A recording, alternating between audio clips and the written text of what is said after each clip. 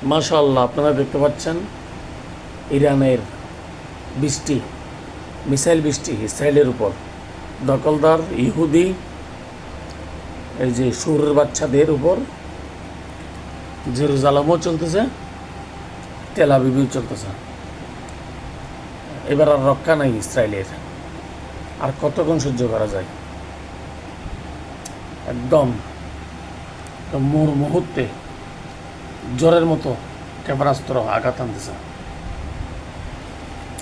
একদম latest picture দেখাচ্ছে Al Jazeera. এখন রাত 2:25। কী করবে এখন ইসরায়েল? ও তো পালিয়ে গেছে, ওই নেতানিয়াহু, সেই গত রাত্রে পালিয়ে গেছে। চলবে ইনশাআল্লাহ। মুসলিম আর পিছনে থাকবে না, মুসলিম।